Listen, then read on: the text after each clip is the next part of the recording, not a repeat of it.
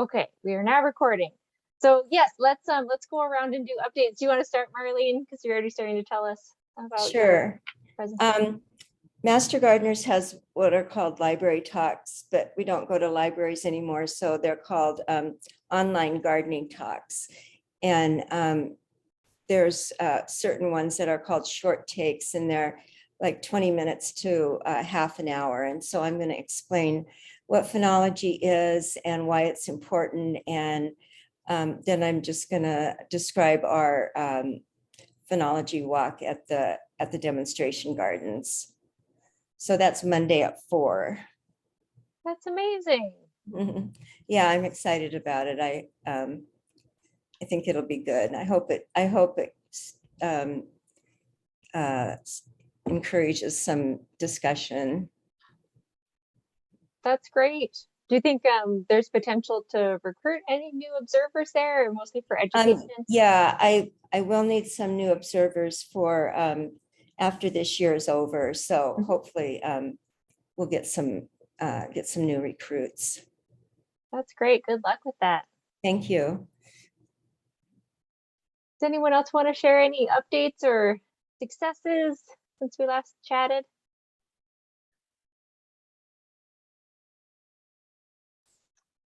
So I'll be presenting to this some volunteers for the City of Longmont's Phenology Walk just that in a week. Oh, great. So what are you going to focus on? Well, I'm going to focus on how to use the app and just sort of the first stage of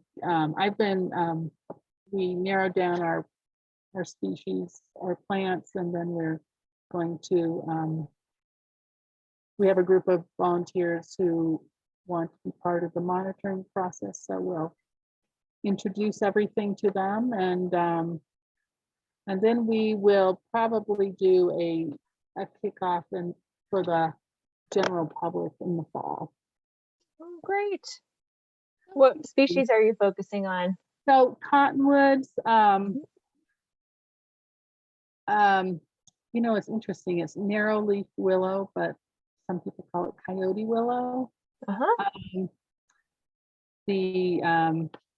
is it? It's a penstemon species, which I haven't actually identified yet, but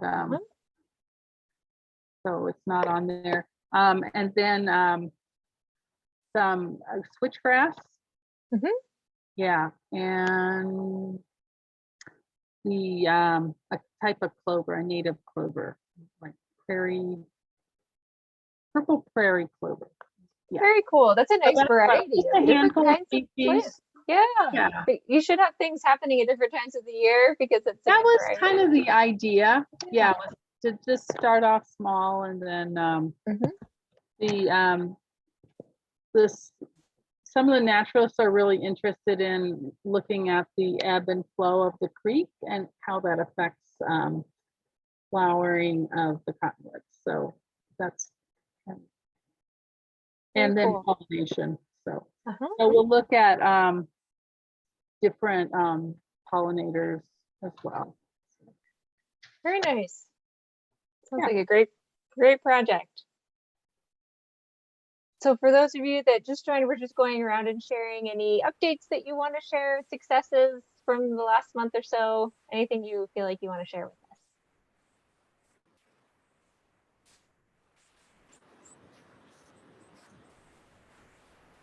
Looks like Jan, we can't quite hear you. I can hear some feedback, but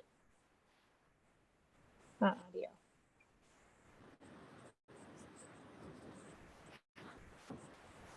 Is it just me? Can anyone else hear? No, I can't hear you either, Jan. We can hear some, it sounds like some fuzzy background noise, but we can't hear your voice.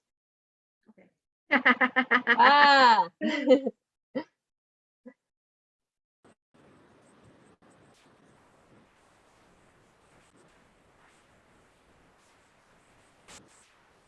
Does anyone else want to share? We're going to hear a lot from Jerry in a bit, but I don't know, Max, do you want to share anything? About now.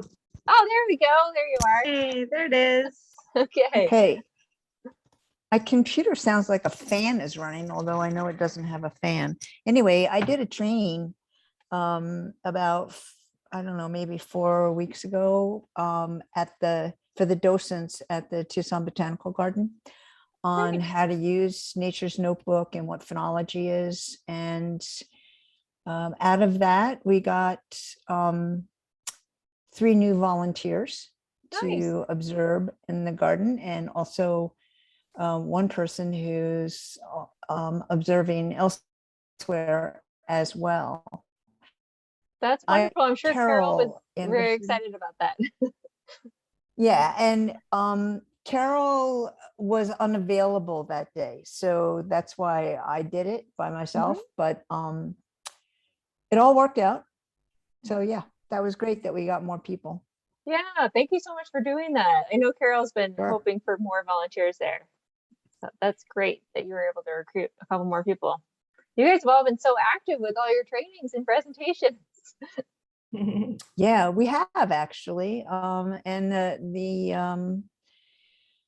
I had a little medical issue recently, so I have not been able to get down to Mission Garden, but I'm going to be checking on that next week, see how we're doing. I know people are volunteering for the trail down there, but I'm not quite sure where we're at with it. Okay.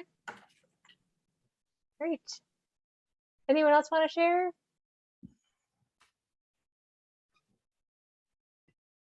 It looks like Mary joined us as well. Welcome. I'm sorry, I'm a couple minutes late. Oh, it's okay. We were just going around, and we usually start off with just giving people a chance to share any updates on their programs. We have a lot of people from all across the country, so just trying to keep up to date on all the great things that people are doing. We have a lot of trainings and presentations going on right now, so that's great. Okay, so we are going to hear today from the phenology folks at McDowell Sonoran Preserve. So I'm going to hand it over to Jerry in a minute, but I do want to say that McDowell Sonoran was actually our first ever PhenoChampion winners when we first started that program in, I think, 2018. So it's been an amazing program. It's been going on for a long time. And Samantha, I don't know if you want to say anything, but Samantha had this great idea of reaching out to some of our really stellar active programs to ask them to come and tell us a little bit about what they do, so everyone can kind of learn from you all. And then if you have any questions for the rest of the group to kind of learn from them or get some feedback on any questions, we can have a discussion about that as well. Did you want And to even, yeah, even if any of your guys' talks or trainings just go particularly well and you want to share about it, or kind of take the opportunity to tell us like some things that worked and things that didn't, just feel free to reach out to us, and we'd love to schedule a time where you can talk to everybody and we can all kind of grow and learn from each other. Yeah, I love that for a call topic. Maybe we could have one on like effective presentations or trainings and hear about some of the highlights. That's great. All right, so Jerry, I'm going to turn it over to you.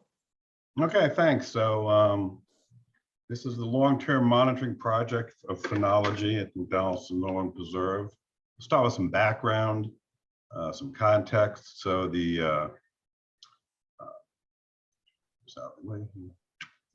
McDowell Sonoran Preserve, which is there in the dark green, is the largest urban preserve in North America. It's owned by the city of Scottsdale. It's over 30,000 acres and 225 miles of trails. And it's got roughly 973 known species, both flora and fauna. McDowell Sonoran Conservancy is a volunteer group of over 400 volunteers, and we partner with the city of Scottsdale to protect McDowell Sonoran Preserve, and we do stewardship, which is trail maintenance and trail ambassadorship and guided hikes. We do preservation, which is our citizen science project, which is not only phenology, but we do bird surveys and butterfly surveys, a lot of invasive species work, numerous other programs. Then we have an education branch, which does lectures for adults at the local library, as well as reaching out to the local public schools and doing a number of citizen science projects with the students. So our phenology project started in 2017 with the following sort of objectives. Basically establish a baseline of plant phenology in the preserve. And we estimate this to take 5 to 10 years of twice weekly monitoring. I keep adding more years in there every time I do this slide. And then once you do that, determine if the plant phenology is shifting in any way. And we think that's going to take another 3 to 5 years. And our goal is always to monitor it twice weekly. And then we also added a little later on, determine if there's a plant pollinator mismatching occurring in the preserve. So these are our 3 study sites located in the preserve and they're all close to a trailhead. So they are relatively accessible even in the summertime when we need to be out there, because you can usually get out there and be done in half an hour. So even when it's 110, we are out there doing this. We are pretty consistent with 2 observations a week. So you can see on each of these little maps, each one of these little squares represents one of the plants. These maps are a little out of date because with the drought, we've had a number of plants die. We've had to add some plants. We've actually extended the trail in one situation to get another buckhorn choya into the survey. But these basically are what the trails look like, and each plant is tagged with a little aluminum tag, so you can find it if you go out there. And these are the plant species we're monitoring at the 3 sites. There's 6 species up at Brown's Ranch, and then at Gateway, we're just adding the cylindrical barrel cactus in. So there'll be a new one we're working on right now. And then at Lost Dog, we're adding the Acacia, which is going to be very interesting. So those 2 are being added sort of on an experimental basis of just 1 or 2 observers, 1 or 2 more experienced observers, really taking the data manually. So we're not putting bad data into our database. And then once we're confident we know what we're doing and we have a good phenophase photo guide, we'll roll it out to the other stewards, and then we can always add the data in from whenever we think we started having good data. And you can go through the plans. I mean, that's the buckhorn on the top there on the left, and then there's a jojoba on the right. In the middle is a saguaro, followed by the yucca, and then we have the center and the mesquite. So in 2020, we added the white-winged dove to our observations. You can see the white-winged dove having lunch or dinner on a flower of a saguaro. It's a migratory bird, but it has a symbiotic relationship with the saguaro, and it plays an important role in the saguaro reproducing, as well as obviously the saguaro provides food and liquid nourishment for the bird. And here's the results so far. If we looked at it, that if you look at the, on the left is one of the first phenophases for the saguaro, and on the right is like the 3rd phenophase. So the first phenophase is like open flowers, and the white-winged dove is there in the blue and the yellow for the 2 years we monitored. So they're around when the flowers are open, but they really line up very well with when the ripe fruit is there. And so it'll be interesting to see if this shifts in any way.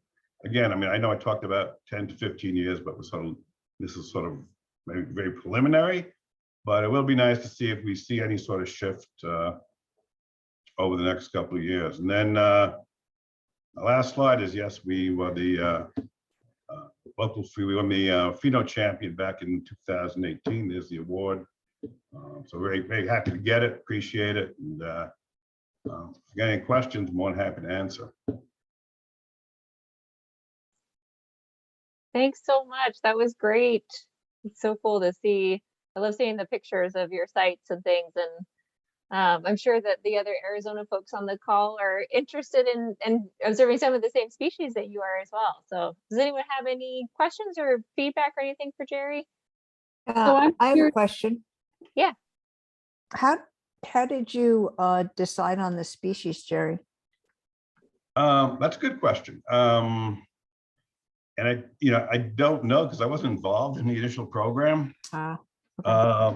I think they were somehow selected one, at least the buckhorn, the jojoba, and the saguaro as just being very common plants and sort of critical to the ecology.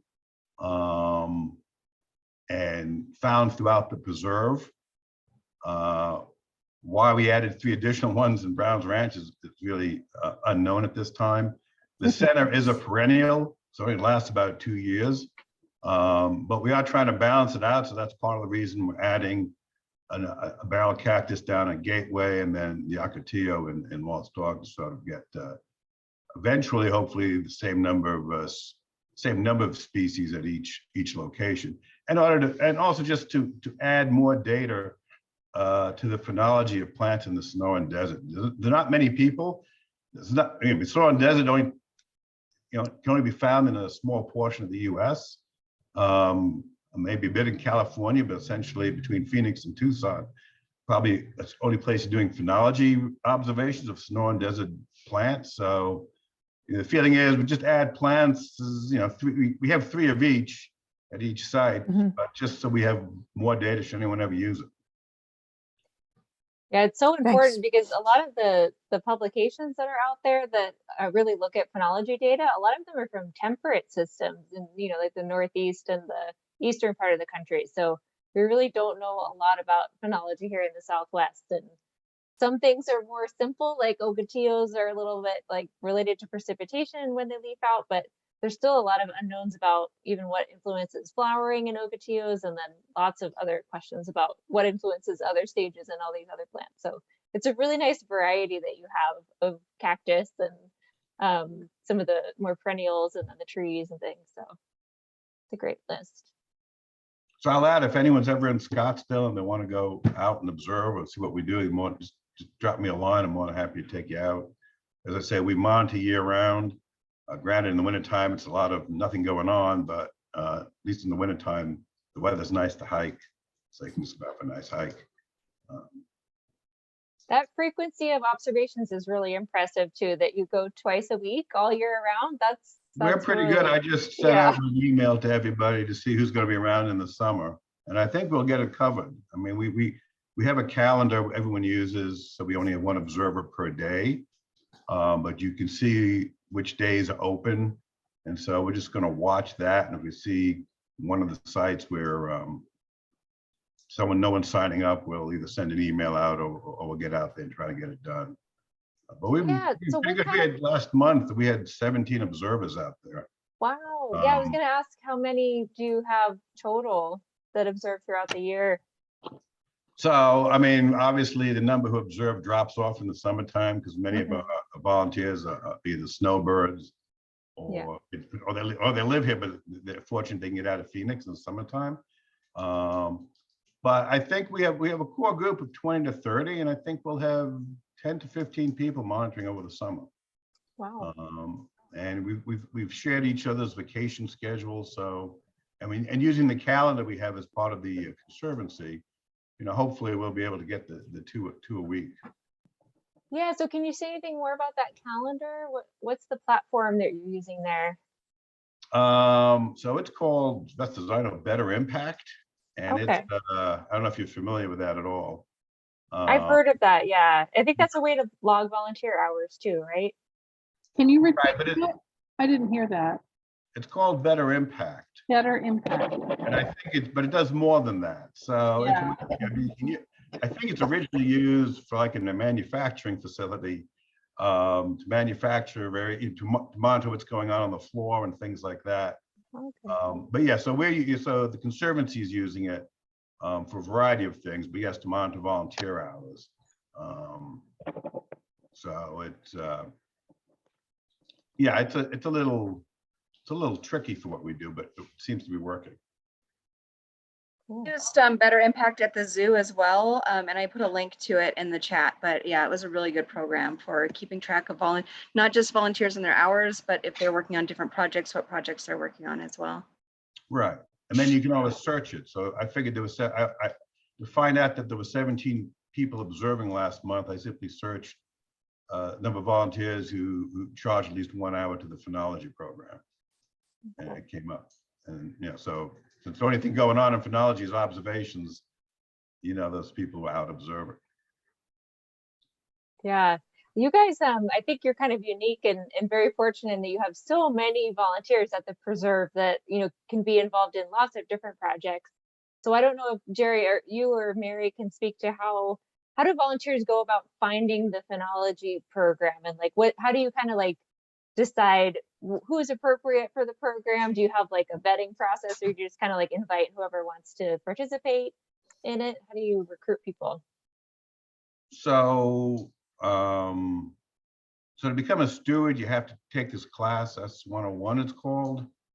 And then if you're interested after S101 in citizen science, you take the citizen science CS101 class, and in there they will introduce you to all the citizen science programs, including phenology. And if you indicate an interest in phenology, then I'll get a note saying this person's interested in phenology. Okay. So I have to add that we actually shut the program down to newcomers this spring because we're spending so much time training people. And in fact, we were training people and they were dropping off. And so now we say, if you really want to do this, you sort of got to commit to do this for a year. And we closed it off to new people. We have enough people to have the coverage, and training can be a little burdensome. Even though we do have these training videos we use. So we usually send the people to the training videos. But at this point, you know, recruiting people has not been an issue. That's great. Any other questions that people have?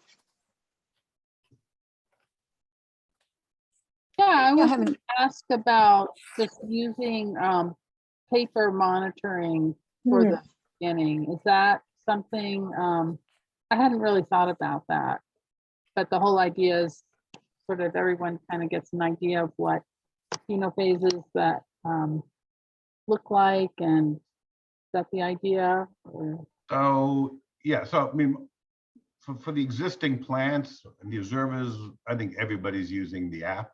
Okay. The data into the app.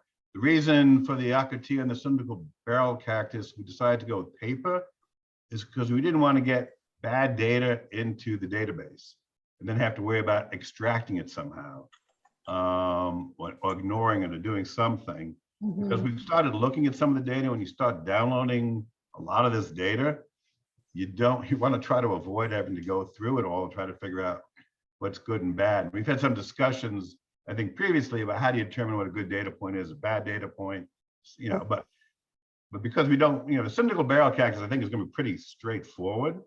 The Ocotillo appears to be a little trickier, so we'll just take the data on paper. It's just a few of us, and when we're confident that we know what we're doing, we can always go back and add that data in. Right. But I know, you know, I've been out the Ocotillo and I'm a little confused right now, and so even when I'm doing it on paper, I'm not quite sure yet what the flowering is and what the fruit looks like and what the ripe fruit looks like, and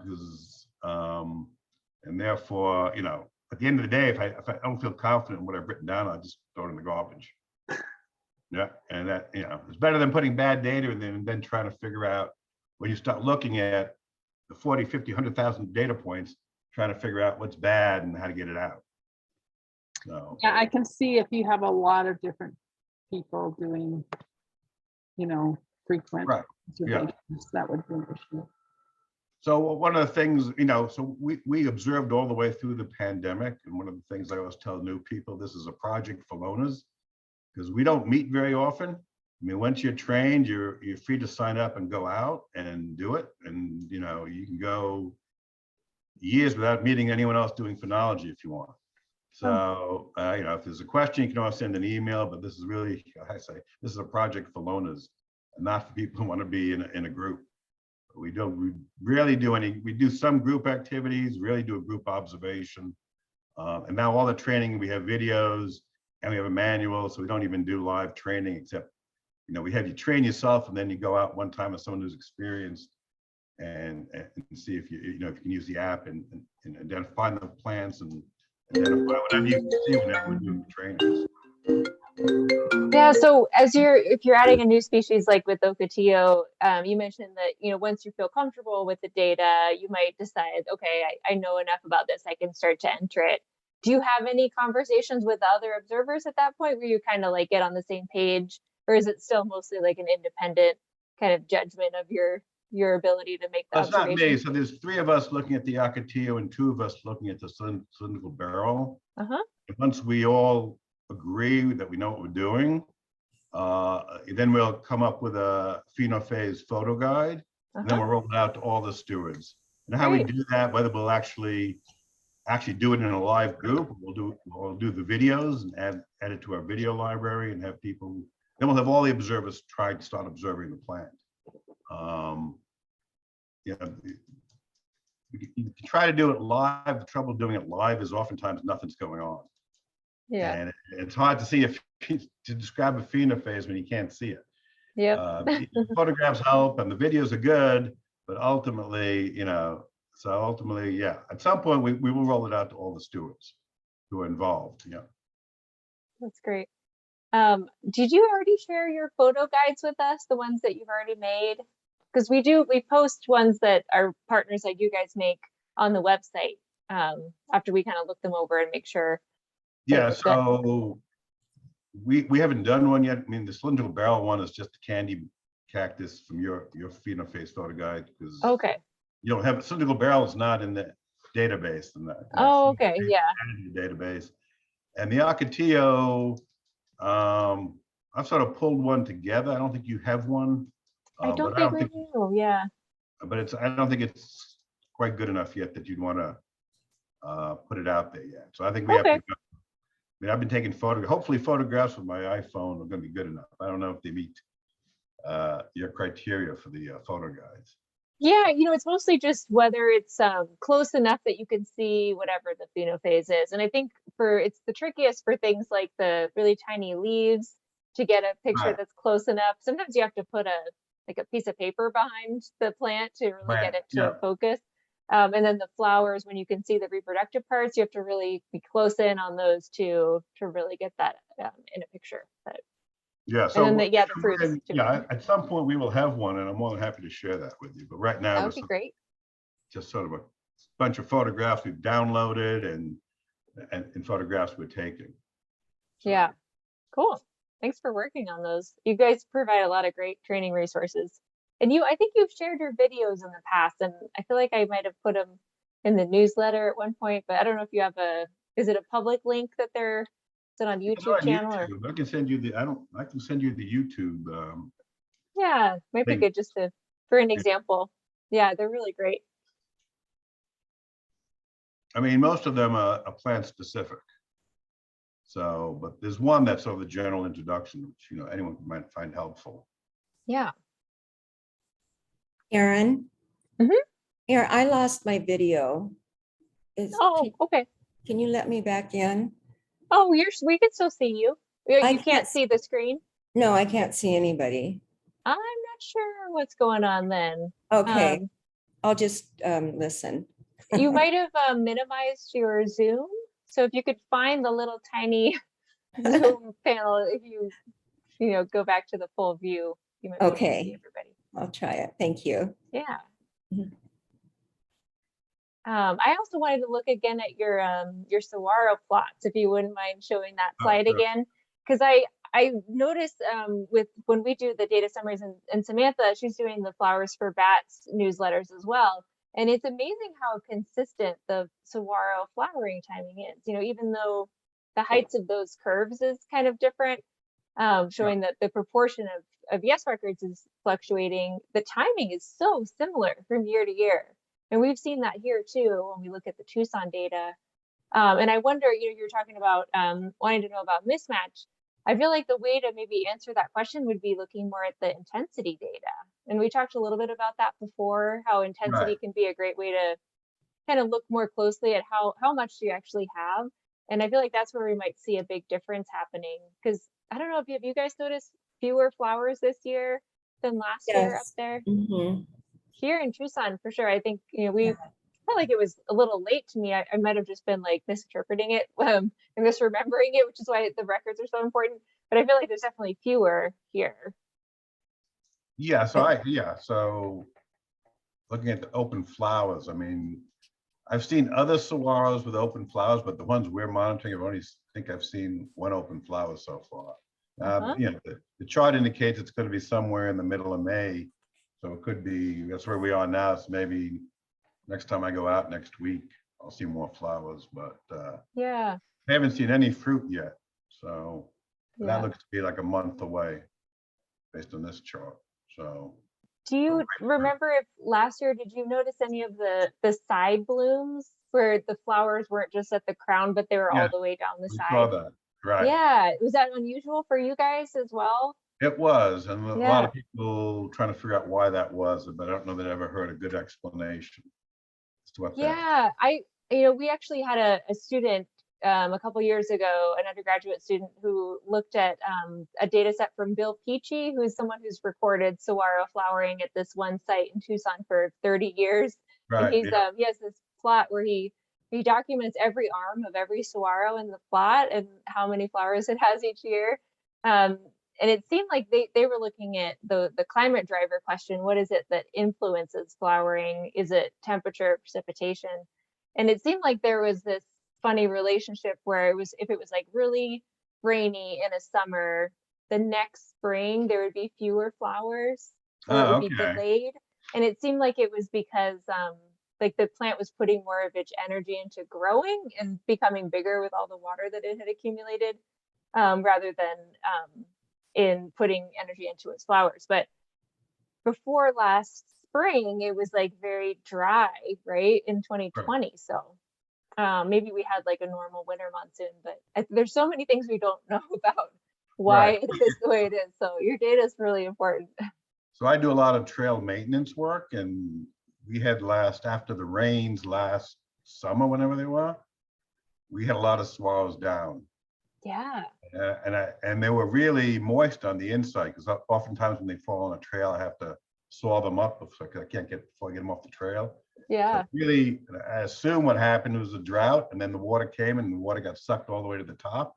And then it got top heavy and the wind came and blew it right down. Yeah. We saw quite a few down saguaros on the trails after that last rain we had, whenever that was, late summer, early fall last year. Huge amount of rain. So yeah, we had a lot of down saguaros here as well, and other cactus too. Yeah. So it'll be really cool when we get this the data analysis project going with those modules eventually, and be able to really dig into your intensity data. I feel like it's going to be really great because you guys record that, right? The like the number of flowers. You also. Yeah. And we don't have a way to visualize that yet in the tool. The tool is all about the status data. So it'll be really neat to be able to look at your data for so many years. Does anyone else have questions for Jerry about their program? Anything you're thinking about now for your own programs to like take back?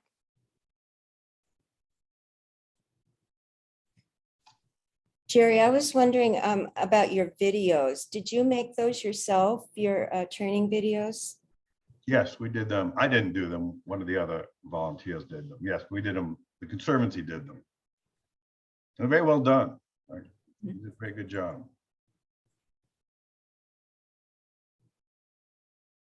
I don't know if you guys saw in the chat, but Mary posted that looks like Jerry's team logged 619 hours and 33 volunteers participated last year. That's amazing. Yeah. Yeah. So yeah, I'm usually out there once a week. So Thursday is usually my day to do phenology. So go out and do it. Yeah. Yeah, and Jerry, is there anything that you wanted feedback on or have questions about for the rest of the group? Now that we know a little bit more about your program? Well, I mean, I'm always open to suggestions if you're doing something that you think would be good to incorporate. I think it'd be great. It'd be nice within the folks in Arizona if we sort of settled on the same species. It'd be nice to see if you were doing this down in Tucson, if I could find another site in the Phoenix area to do sort of the same plans and the same white-winged dove and see, because, around my house, and I live in Phoenix, I don't live in Scottsdale. I mean, I've seen a lot of white-winged doves, but I've only seen one or two so far out in the preserve. So is it just because I'm not there when they're not there? I don't know, but it would be nice if you could do some of this, expand this geographically. to see if this is, you know, get a broader perspective on it, to what may be going on.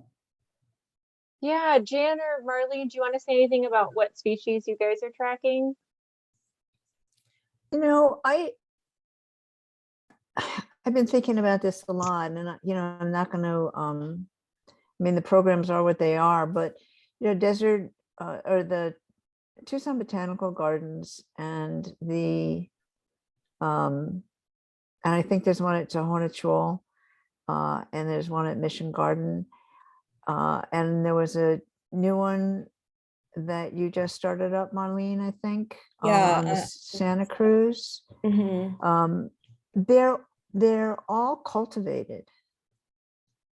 So I don't know if there's a place in Tucson that is not cultivated. Because I don't know how useful the data would be. I guess somebody could say, you know, this, I mean, we have water, so Yeah. it makes a big difference, I think. I'm not the lead on the Tucson Botanical Gardens, so to tell you the truth, I just go do my thing, but I don't know exactly what the goal of the gardens are for that path, but I do know the goal of the gardens at Mission Gardens, because I started that up and got their buy-in for it. I mean, they asked for it, they wanted to do it. So I don't know. I mean, do you or maybe Sam know of a non-cultivated trail that we have in Tucson? Yeah, so Tohono actually has a couple different sites, and they do have a site in their natural desert area, which is not irrigated. So that's where they have their saguaro site. And they also do a number of other measurements as well. They have a diameter breast height study where they're measuring saguaro growth at the same place they're doing some phenology data. But I think their pollinator garden is watered. So that's where they have some other species. And then they also have things like creosote, and I want to say one of the choyas, but that might be in the desert area as well. So that could be one place where there's at least, like, you know, some sort of comparison we could make with that one site there. Okay. And then the other one I would tell you about is in Oro Valley. So Andy Hogan, he was a Tohono volunteer. I think he still is, but he also does work at the Oro Valley parks, and they have 3 phenology trails. And I don't think any of them are watered. They're like adjacent to places where there's a soccer field or something at a park, but the area that they're doing the phenology monitoring is natural desert. I think even watered areas are important, maybe not so much for the data, but more for getting people involved and getting people involved in nature and showing them what phenology is. And hopefully by getting more people involved, they'll get more in tune with the environment and how to protect it. Yeah. And Marlene and I are going to be talking to the Desert Research Lab about setting up a phenology trail in a couple of weeks. Okay. So is that the one that's out on Broadway? Yeah. Okay. Cool. I think one of the problems they ran into is some of the things that they wanted to monitor are not on the NPN list. Oh, okay. So we're going to They talk to can them, I guess, about Yeah, they can plant get in touch with choice. us. You could try to convince them to monitor things that are like, shared Right. species of you guys. But if they really, really want to do something else, they can get in touch with us and we can potentially add species. Yeah, Okay. I was gonna ask about that. What I thought there's somewhere on the website where we can request that. Isn't that correct? Or Yeah, we don't make it very publicly available because we kind of try to find out first, like, oh, are you really serious about this? And are you planning on doing this for a long time? How many people, how many sites are we talking? But if the request comes from a local phenology program, we usually grant the request unless it's something that's like really hard to add. Yeah, we kind of, we slowed down a little bit, where our goal is to have a lot of data on a smaller number of species rather than try to add everything. But Right. we'll definitely add things for partners that really want them. Okay. So And you could just email one of us and or I'll email check the in contact there. form on the website and we can do Yeah, that. that would be great. Okay. Yeah. So I will add, we're adding those 2 plants, and that's really generate a lot of interest on the people involved. So we found, I think if you do the same plants year after year after year, people get a little sort of bored with it. Yeah. Same thing. I mean, but so adding these new plants, these 2 sites, people involved are very excited. They'll actually, move up into actual leadership. Yeah. So once you get excited, so something to keep in mind that by adding things and changing things, you can regenerate interest among the observers. That's a great point. That's another reason to start small, so you don't end up with too many, but add a few each year. Yeah. And then the other thing is, we've always tried to do something with pollinators. We never quite figure out what to do or how to do it. So if anyone's got a good pollinator program, we'd be interested in doing that. The challenge has always been how do you identify, we do butterfly counts, but we'd really like to do something like we're doing with the dove and pollinators and plants all together and doing the phenology. So if you've got something, someone is doing something that could be done by, citizen scientists, we'd definitely be interested in doing something like that. So Jerry, you and I have a talk about this a couple of years ago? Because I was doing the pollinator garden. I thought it was you that I talked to, but Tucson Zoo, right? Yeah. So we had our pollinator garden. It got ripped up. A mesquite tree in the center of the garden fell and the roots just destroyed the garden. They're replanting it.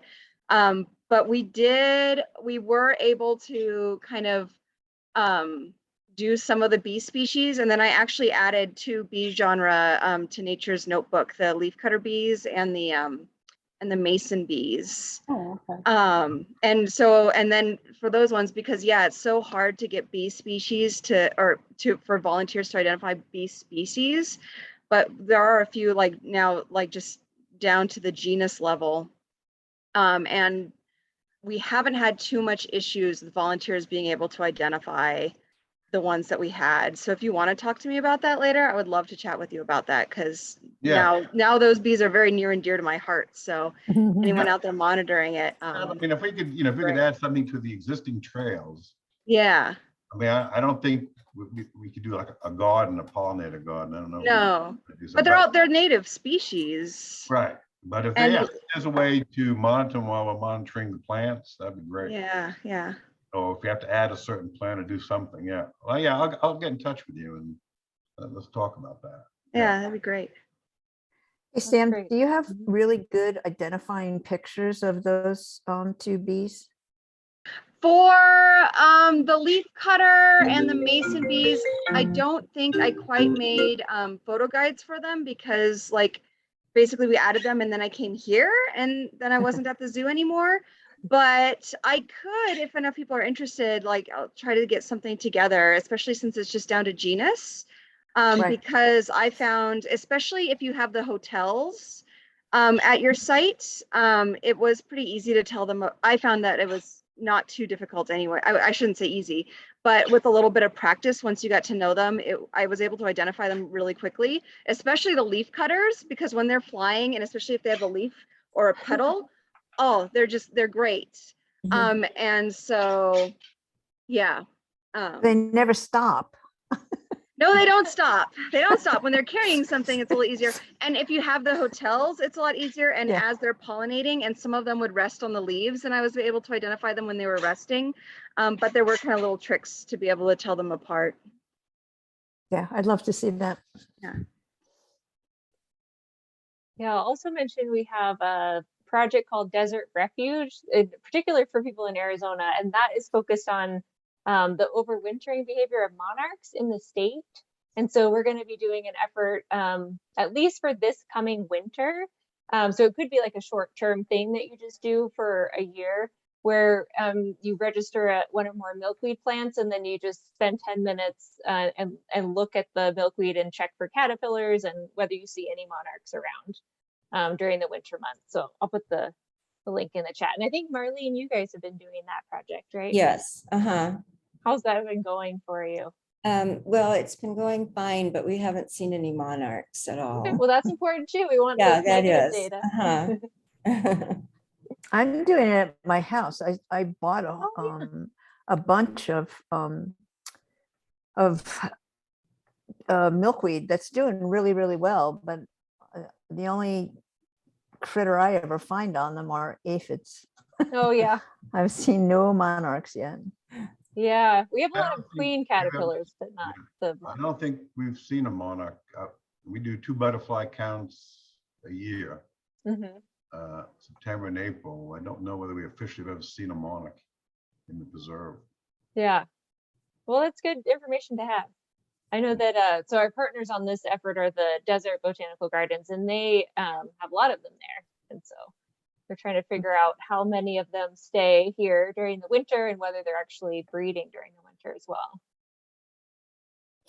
We should get Carol to add them to Tucson Botanical Garden, because they have a pollinator garden and Yeah, it's full of milkweed. yeah, Full that would of be great. milkweed. Yes, I will email her about that. And do we did this sort of pilot go until June 1st? And It's then we start yeah, again it's in the just fall? starting to wind down. We actually have a Okay. call, I think next week, to talk about what happened and look at the data and stuff. And then we'll get Okay. back in touch with everyone that participated and share back what we learned. And then the big effort, it's kind of like trying to get as many people across the state to do it as possible, will be in probably October Okay. this fall. Yeah. Erin, do we know if the Desert Museum has a phenology program? I'm just curious. So they do have a program, but they have a really different set of protocols that they're Oh, okay. using. And they've been doing it the same way for about 25 years. Oh, So okay. we did talk to them about switching over to Nature's Notebook, and they were interested, but it didn't quite work out just because they were didn't really want to switch like the way that they were doing their observations. Oh, But okay. Okay. yeah, I think there was just a paper recently that published some of their data. They have Oh. data from the Desert Museum as well as Kings Canyon, which is a natural area that's like across the road from the museum that's not irrigated. So Oh, that's cool. yeah, Alright. they have a lot of great data.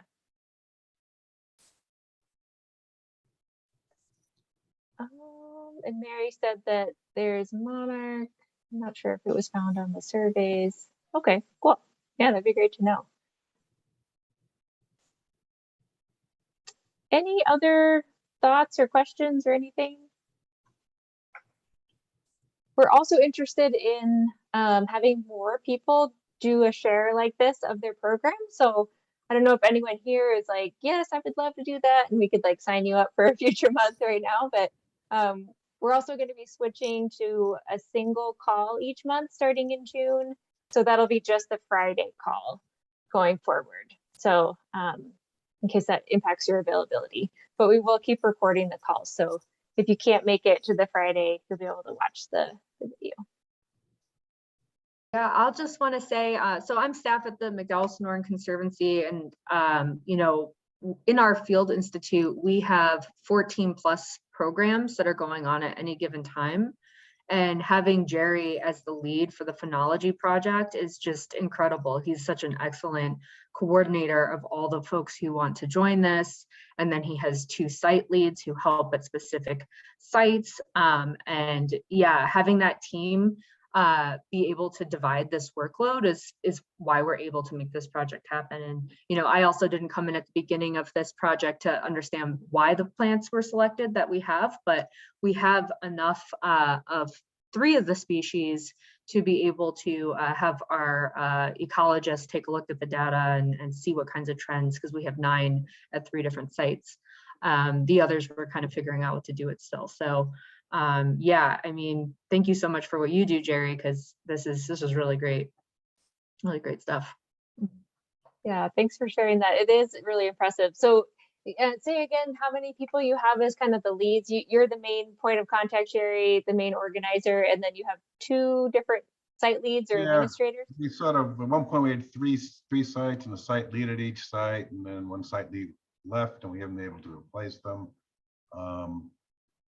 I'm trying to go to a more flat organization and try to maybe just see the people who are more want to get involved, just get them involved in different aspects. Might be just me a better way to do it than some of the previous site leads. 'Cause when a site lead left, it created a big gap. And so maybe we can sort of, some of the people who are involved with the new plants don't quite realize it, but sort of targeted them to be the next sort of leaders. And I'm thinking, you know, when we get the plants up and running, we're going to have these folks roll it out to the other people and maybe step into some leadership positions. Maybe not site limited as much as we'll try to just spread them out through all the sites. Some of the So things I'm thinking about. Yeah, generally do the observers there only do one site, or do they do multiple sites? Yeah, some people do multiple sites, some people just do one site. You know, if you're doing Brown's Ranch, that's the one with the 6 species, then you know if you're qualified there, then you're qualified at all the sites, but vice versa is not necessarily true. Because you may not have been trained on the 3 species at Brown's Ranch that aren't at the other ones. But you know, I'm trying to sort of try to flatten this all out a little bit and get people. You know, people maybe don't want to drive, but you know, so at some point, you know, you need to go where you need to go. So because for reference, like Lost Dog is the one site is probably about a 40-minute drive to Brown's Ranch. Yeah. Wow. Yeah. I mean, they're good. Yeah, they're good 10, 15 miles apart. And, Yeah. Wow. So what are the things that the site leads do in particular? Well, I mean, historically, the site lead led their site and did all the training.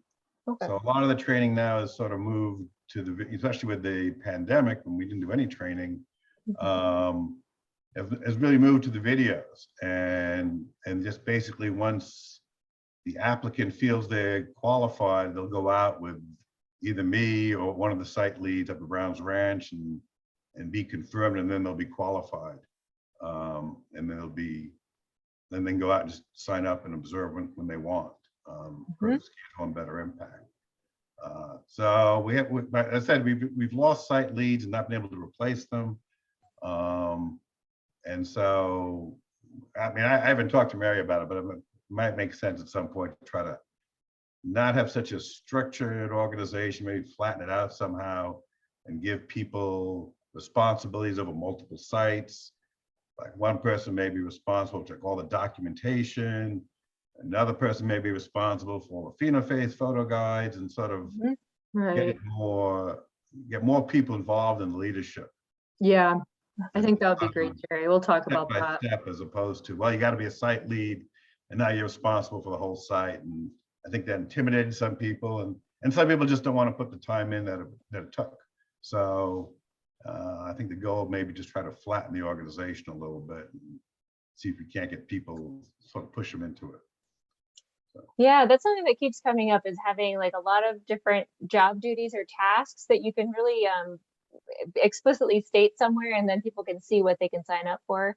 And then you have more people that are taking on different So responsibilities. for example, we're going to have 2 or 3 people who now are going to know how to do, at some point, you know, observe the Arcatia. So if we decide to then if we decide to add an Arcatia to one of the other sites, then those are the people who are going to have to take the lead in getting people up there who want to go to that site to observe the Arcatia. Yeah. And then hopefully those are the people who will do the video. So they don't know that yet, but that's sort of my plan ultimately, is for them to step up to some of this. So. Jerry, are you able to share the training videos with this group? Yeah, I just, Mary, do you have them? Can you put it in the chat room? I don't know where they are on my. Let me see, they should be on YouTube, right? I can find it and just put it in the chat. I have them somewhere. I'm not sure where I have them. Yeah, let me look. I know how to find them. Just give me a second here. Yeah, and I think you guys have your symposium next week, right? Where you're presenting about different projects and activities. Is the phenology stuff going to be part of that as well? We don't have a presentation specifically on the phenology program for this one. But you're all more than welcome to join. I'll also put that in the link. And so we'll have a presentation at the beginning of our biodiversity protection section of the symposium, where Dr. Helen Rowe, who's analyzing our phenology data right now, will talk about why long-term monitoring is so important. And there'll be a piece on that about the phenology project, but it's not one of the highlighted presentations where we've done a lot of analyses that are complete yet. But that is going on right now. That's what Helen's been working with some stewards and with Jerry to get that kind of going. That's great. Yeah, maybe next year it'll be part of your results after you've had a chance to analyze all the data. Yeah, that's what we're hoping. Sorry, I'm looking for these links now and I'm aware of the time. I'm like, I've got to get it in the next 3 minutes. Oh yeah, and we can send them out too by email. I was trying to find the video links too. I know I have them somewhere. I know, I'm like, I'm on the spot here. All right, let's see. I think this is the training video link right there. And then I will find the Eventbrite link if anyone's interested in coming to our symposium. I've got that right here.